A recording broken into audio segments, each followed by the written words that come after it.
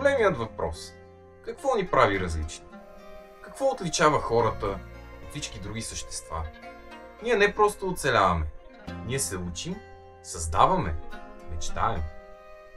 Не просто използваме енергията, ние задаваме въпроси, как можем да използваме по-добре.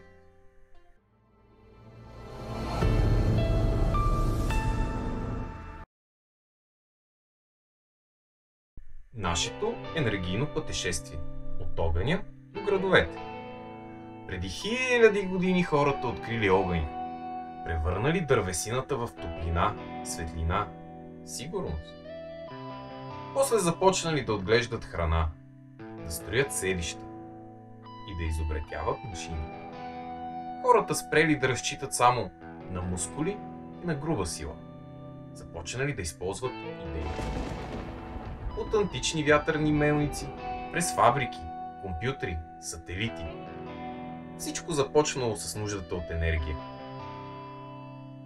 Все едно в игра, в която всяко ново ниво се учим да използваме енергията по-умно.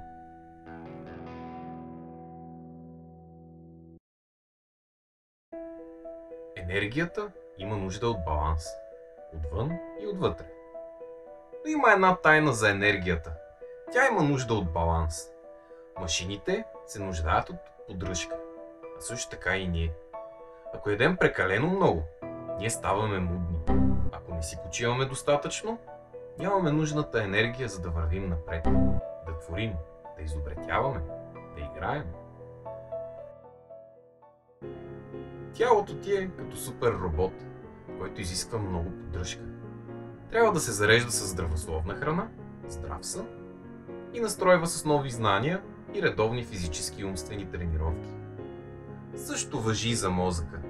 При прекалено много стрес той се претоварва, а при прекалено малко предизвикателство той скучае и губи способността си да мисли креативно.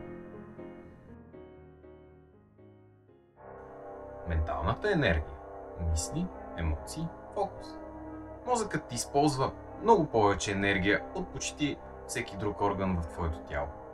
Когато учиш, играеш, рисуваш или мечтаеш, превръщаш енергията в въображение, а въображението ти позволява да я превърнеш в нови възможности.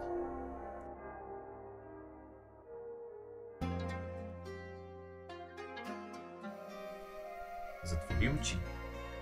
Вдишай дълбоко. Усещаш ли как мислите ти се успокояват и нареждат? Това е ментален баланс. Когато умът ти е в равновесие, ти си по-спокоен, по-ясен, по-силен. И можеш да постигнеш всичко.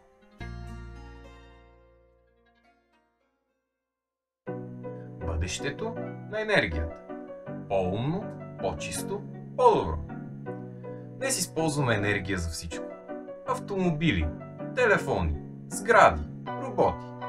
Но начинът, по който я добиваме, използваме част от тази енергия вреди на природата.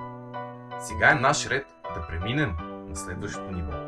Да използваме енергията по по-чист, по-мъдър и по-балансиран начин. Ами ако къщата ти се захранваше от слънцето или велосипедът ти зареждаше батерията на телефона?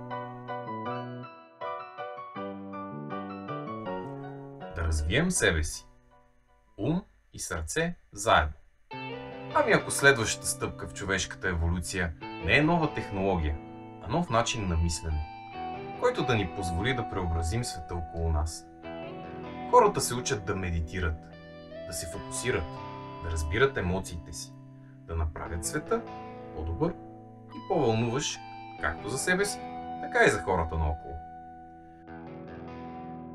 Когато използваме не само технологиите в това начинание, но и сърцето си, тогава ще бъдем най-добрата версия на себе си.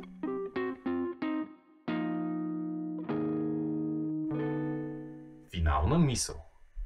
Бъдещето започва от теб. Вселената ни е дала енергия, но ние решаваме как да използваме. Грижи се за тялото си, бъди нежен с ума си и винаги си задавай въпроса: как мога да внеса повече баланс в света? Защото бъдещето не се нуждае от повече машини, обществото се нуждае от по-добри хора. И може би този човек си ти.